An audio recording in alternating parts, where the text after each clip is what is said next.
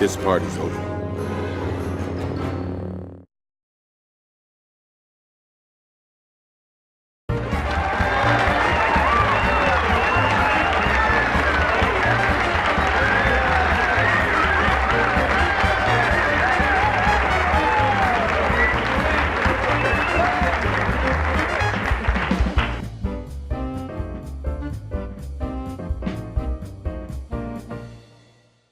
Welcome to the Cave of Wonders. I am Lord Callous, and this is another Rancor's review, the Resistance Edition. Please be sure to subscribe and turn on notifications as we will be reviewing each episode on Monday, after the original air date. Fuel for the Fire is the third episode of Star Wars Resistance, and begins with Kaz and Team Fireball working on a defunct engine in Yeager's garage, as the racers carry on in the skies above.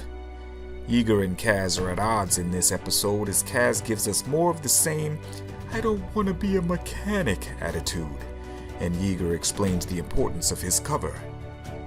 Kaz storms off in all of his privilege and makes his way to Aunt Z's tavern, where he's propositioned by an elderly female Arcona named Garma.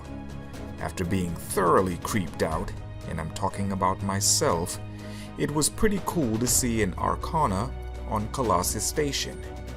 We were first introduced to this alien species in episode 4, A New Hope. They've also made appearances in the MMO SWTOR. It would seem that the Arcona favor the taverns. Anyway, Kaz declines Garma's offer, and then he's approached by a mysterious pilot named Jace Rucklin, who is voiced by Elijah Wood. Jace is an aspiring racer, and his charisma and carefree attitude make Kaz eager to impress him. After introducing Kaz to his team, we learn that there is more to Yeager's backstory than has been revealed. Rucklin challenges Kaz to a speeder bike race, and Kaz accepts, eager to prove himself and itching for some kind of adventure. When his speeder bike malfunctions, Jace seemingly saves Kaz's life, leaving him feeling as if he owes him a life debt. But it was Rucklin's team that sabotaged the bike in an effort to manipulate Kaz. Yeager and Kaz get into another tiff, and Kaz has another son of a senator hissy fit, before sneaking off to find Jace and his team. In Rucklin's garage, Team Misfits convince Kaz to sneak Jace into Yeager's hangar to get a look at his top secret racer and to find hyperfuel, which they also refer to as hot sauce. This was a very cool mention because, as many of you may know, Corellian hyperfuel, or coaxium, was also the very thing Han Solo was chasing in the movie Solo, A Star Wars Story.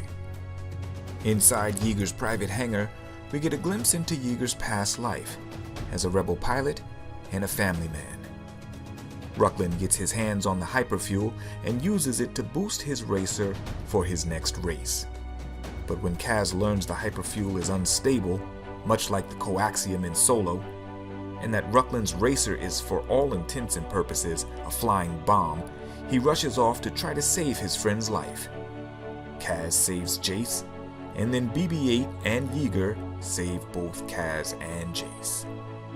But instead of gratitude, Rucklin blames Kaz for the destruction of his racer and positions himself as a rival.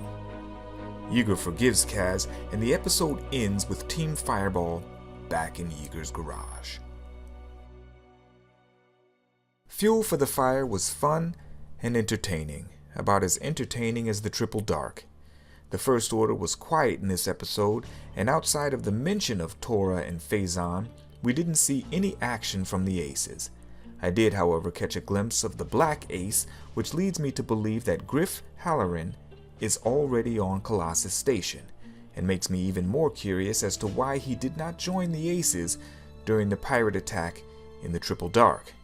We got to see a bunch of new aliens, and though Garma was creepy at best, I'm anxious to see how this rivalry between Kaz and Jace Rucklin pans out.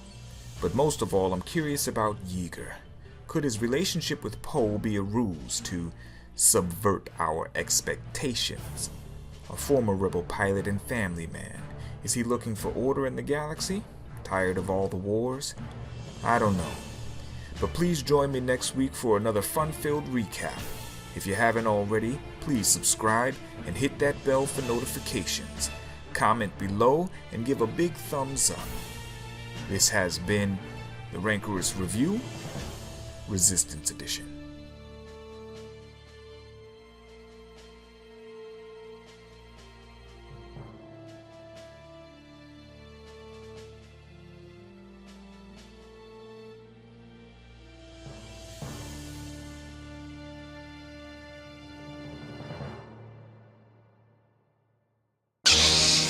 This part is over.